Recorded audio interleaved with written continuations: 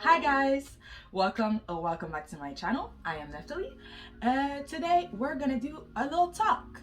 I've noticed that on the internet when people talk about Wattpad, it's mostly to laugh at it, and sometimes with good reasons, because when we think about Wattpad, we think about things like After, which is a fan fiction of hairstyle, or 50 Shades of Grey, which is a fan fiction of Twilight.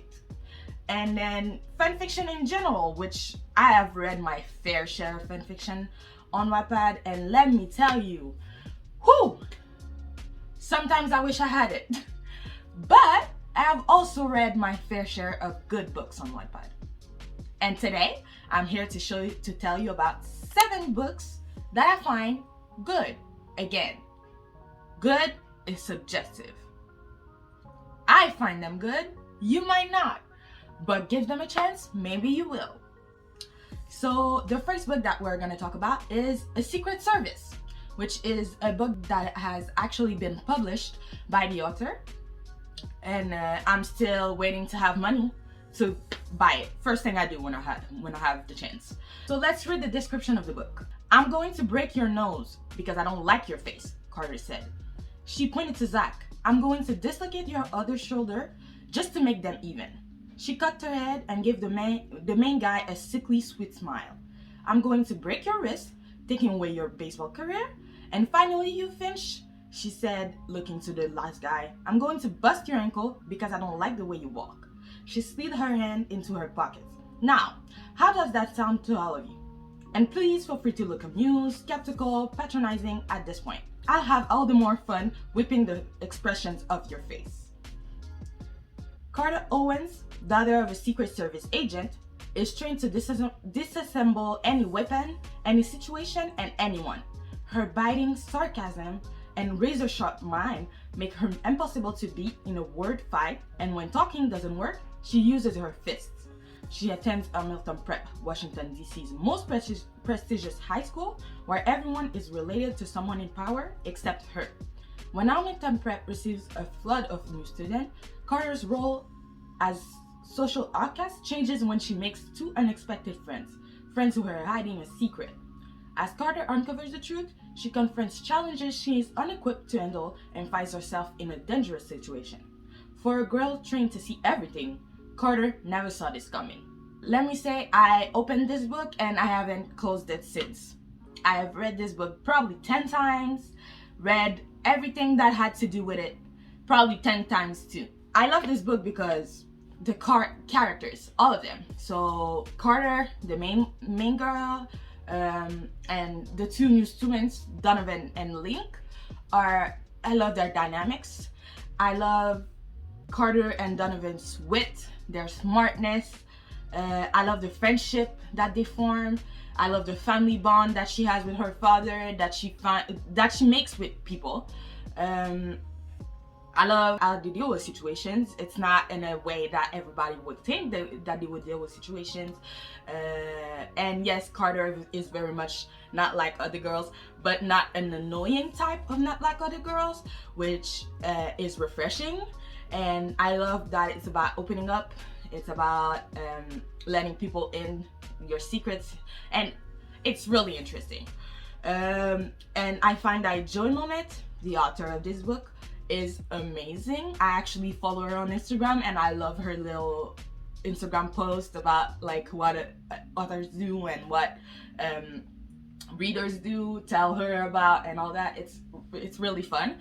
And she actually made other books that goes with A Secret Service. So there's Classified, which is a Secret Service from the point of view of Donovan, which is one of the 2 transfer students, and it's actually very interesting. It's not all the chapters from A Secret Service, it's just the chapters that would be interesting to see what was happening in his head at the time. And then she made another book called Open Case File, which actually has more chapters than the actual book, because it's one-shot stories of what happened after the book ended, before the book ended, or if some situation in the book were made in another way. Like there's one where Carter and Donovan meet before going to school. Like they don't meet at school, they meet out before school. There's a lot of situation, there's alternate universe that it's really good. It's really fun to just have these little one shot pop up, go read them, and anyways, it's fun. And Joe Mamet also has other books like Celebrity Cruise, which is about a girl working in a cruise and being mistaken for a fan of a celebrity on this cruise. It's actually pretty good. She has another series where it's pirates, which I find very interesting. I haven't read it yet, but I'm gonna go read it because I really like Joy Moment. So the next one is not actually a book, it's a series called the Storm and Silence series, where the first book is called Storm and Silence. So let's read the description for that book. "It is your choice," he said, stepping so close to me that our lips were almost touching. "Either do what I say or get another job." My heart stood still as I gazed up into his deep, dark, dangerous eyes. In a world where a woman's only role in life is to sit at home and look pretty, Lily is determined to fight for her freedom. There's only one problem: a powerful man blocking her way. This series is an actually well-known series on Wattpad, in my opinion. It has, to this day, 8 books, the 8th one being made currently, and one short little book of 2 chapters from the point of view of Rickard Ambrose. So the story is of Lily Linton and Rickard Ambrose. Lily Linton being a woman, which is very much the woman from a family that is not rich, and Rickard Ambrose being a business mogul, rich, dangerous, cold CEO, you know, the typical Pete tropes.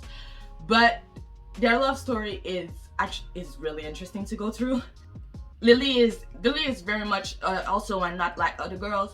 It's like Carter before. She's not a girl into makeup. She's the girl that only likes to dress one way and na na na na na na. So if you don't like the not like other girls trope, those books are not for you. And I'm not really a not like other girls trope, but I actually love these books because the girls are so funny. The characters are so well built, and the banter in the book, in the series Storm and Silence, is amazing. The sarcasm, the relationship between Lily and Rickard, and like actually relationships in general. It's fun to see her relationships with people, how she acts around people, how he acts, how he, like, the point of view book makes it so, it's like, it's so funny to see into his head. It's like you see what Lily thinks of him, and you know his action, but actually knowing how he thinks is wow, it's amazing. Like I said, they are funny. Like every time they talk to each other, it's like, oh my god, why are you guys like this? And another reason why I like this book is the adventures that they're going to go through. I mean, there's 8 books. They went through a lot, and I just think the storytelling is amazing. Robert Tier, who is the author of this series, actually managed to make characters that are, like I said earlier, well known. If you're in any other book and you see the word indeed and you go into the comment, you will automatically see Mr. Ambrose. Adequate and indeed are Mr. Ambrose's favorite words, and everybody that has read at least one book will go on to every other comment section and mention him the moment you see indeed, which is funny. It's like he made these characters like famous on Wattpad. Rob Tier actually has other books, and all these, the other books are other series are also in historical settings, since he's an historian in Germany. which I find very interesting, seeing as the books are in English and are actually pretty well written. They're better. He has better English than me. The next one is also a series. It's not long. It's actually just 2 books. It's The Good Girls, Bad Boys. If you're judging this book by its cover and title, you're already proving the point this story wants to make. Try to move past this satirical obstacle in front of you. This is a story about bullying, and like the hundreds of other books on the topic, it will show you the harsh reality of being discriminated, belittled, ridiculed for something you cannot control. How you look, who you love, or what you believe in. But unlike these books, this story's sole purpose is not to tear your heart out of your chest as you mourn over your loss of faith in humanity. Instead, this book will make you laugh and love alongside these characters. Just like in life, there will be moments of dread and surrender, but there will also be moments of happiness, laughter, and love. Naomi Lauren, better known as Nerdy Naomi, with her thick rimmed glass and straight A report card, is the most unpopular girl in her school. Even with the help of her sarcastic comebacks, that doesn't stop her from getting bullied by everyone in Dartwell High. Every day, her childhood bully, Raymond Mayers, knocks her off her feet, literally. However, she can't do anything but survive the laugh, insults, and bruises a high school gives her. There are 3 senior transfer students, dubbed the 3 Musketeers: Bennett Fraser, Jordan Wallace, and Declan Lynch. All in one day, Naomi catches their attention one by one. With her snarky attitude but innocent look, they can't help but want her. But not the way you're thinking. Oh no, not like that. Instead, it's probably the whole opposite. It's quite simple, really. She'll be their good girl, and they'll be her bad boys. This book also became pretty popular on Wattpad, mostly because the friendship that it has, the relationship between the characters is, again, at the risk of repeating myself, so good. It's interesting to see because they're all different types of people. All 4 of them are different, but they all are needed to make the relationship work. They actually needed her, the 3 guys actually needed her to balance them out. And she needed them to not be in pain every day. Yes, this is a damsel in distress story, but not because she's weak. It's because it's too much for her. There's literally scenes where she gets beaten to almost death, so she needs help. It's not just she needs to be saved, it's just she needs help because she can't do all of it by herself. And it's a good way of seeing stories of bullying where people get help, where it's not just sadness all over, like the description said. And even though there's secrets involved and struggles, it's actually pretty wholesome in most parts, and it's comforting to see the support that they give each other.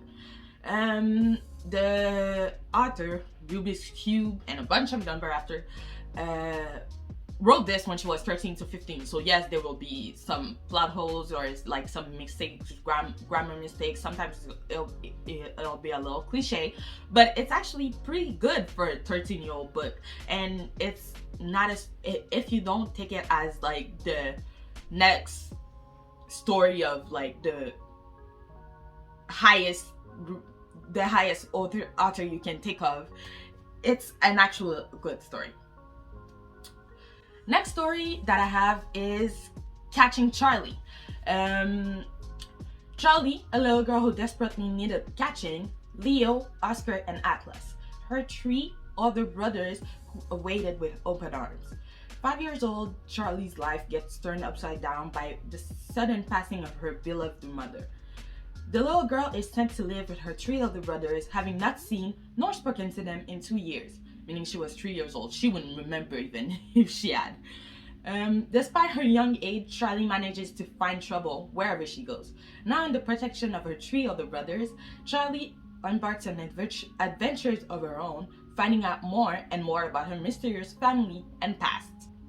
This book is not yet finished, so read at your own risk because I don't know when it's going to be finished. We've been waiting for an update for a minute. I still included the book in this list because even if it's not finished, there's not like a huge mystery. It wasn't left on a huge cliffhanger, and I feel like it's such a wholesome, comforting books. I feel like if you want something cute and small to read for a minute, to just decompress, to just feel better for like 5 minutes, you should go read this book, because it's about family, it's about acceptance, growing together, it's about forming bonds. I'm sorry if I pronounced that wrong. It's funny, it's warm, it's cute. Seeing her having banter with her brothers, them learning how to raise her. Yes, she has struggles because, you know, her mom died. Her mom just died, so yes, it's gonna be a little sad at times, but it's still so cute. It's a good story to go to when you want to feel good. I can't tell you much about the author, Poppy bunch of number, because there's not a lot on her on Wattpad. She has a bunch of social causes linked in her bio, but other than that, she doesn't have another book either, like except other short stories, but for Charlie, but there's only 5 chapters, so she doesn't have other books. She doesn't have a lot in her bio, so I can't tell you a lot about the author, but I can tell you the book is really good. So next book, Catching Genesis. Yes, there's 2 catching in my story, in my list, but it's not from the same author. So Catching Genesis is a book that has been actually published and has some sequels, but not in the same way you would think of. When the future Alpha, a major player, rejected her for the Queen Bee, Genesis and her 2 best friends came up with a plan to give the arrogant future Alpha the taste of his own medicine. What happens when your plan works too well? What happens when you attract not only the arrogant Alpha, but also a powerful creature that won't take no for an answer? Now, my sunshine, we're all alone, he utters with some satisfaction. His hair is mussed up sexily. His skin is a bit flushed from all the running he just did. Oh goddess, he's still the sexiest man I've ever laid my eyes on. What are you planning to do to me? I ask him wearily. His eyes rake up and down my body as if he can see through my clothing. What do you think I would do to you, sunshine? He sounds amused, almost indulgent. His lips curled up into a feral smile. His silver gray eyes flashed with anger and desperation. It set my pulse racing. He's not really amused, I can tell. Maybe I'm tired of waiting. Maybe I'm tired of chasing after you. Maybe it's time for me to catch you, Genesis. Cuddly bunny and fuzzy sleepers. I don't know what about this. Do I want to get caught? So this description was a lot, but I promise the book is really good. Yes, it's a story about rejection, but it's not really about revenge, because yes, at the beginning she says she has a plan to get back at him, but it's not about like so. I've read so many books on Wattpad about rejection and people leaving and then coming back just to hurt the person and then trying to fight the person. Yes, like the guy that rejected her wants to be back with her, but she isn't trying to hurt him. She's just trying to move on with her life because she knows her worth. So she finds her worth in her family, in her new relationship, in her friend, and it's a story about making new friends, being with old friends, having a new life. It's also about becoming royalty, because the new guy that she wants to be with is kind of royalty, and just living her best life. There's also 2 sequels, as I've said earlier, but the sequels are not really how to say, it's not really like following the story of Genesis and Constantine like in Catching Genesis, because the second one is the story of one of Genesis's best friend, Penny, and Darius, one of Constantine's best friend. And then The third one is the story of Caspian, one of Constance's best friend, and Quincy, which nobody really knows about in the first and second book. So it's not really sequels, it's more spin-off made of characters inside the books. And Nikki Reed, the author of the book, the series, actually has other series. It's also mostly in fantasy. I haven't read them, so I can't tell you if I find them good, but I find this series good. The next book is Rebirth as the General's Wife. So the description is Chen Jufen. The chrysanthemum fragrance blooms at dawn. At the age of 22, she died by the hands of her so-called husband and at the feet of her sworn sister, dying regretfully for wasting her life on a man who had thrown her away so easily like a used tissue. She opens her eyes to the familiar sight of her bedroom at the age of 16. It was exactly 1 year before she married him. Now she makes a choice: follow with the original story or take another route. So, Rebirth as the General's Wife is the story of revenge and rebirth. Chen Jufen died, and now she has a chance to change her life, and she does by trying to save herself and her family that also died regretfully. It's a story about getting back what she deserves, about not letting people walk all over her, not being as weak as she was in her last life, not being compassionate to people that hurt her like in her last life. It's a love story also between her and Shujun, which is the general. It's actually strong love. It's a love where he's always helping her, even in the court fight for the crown. She's not actually trying to get the crown, but she is involved in the court fight for the crown, so she has to fight to save her family, and now her new husband, Shujin. So it's a really good story, and it's a story that actually reminds me of other stories that you can find on the app called Web Novel.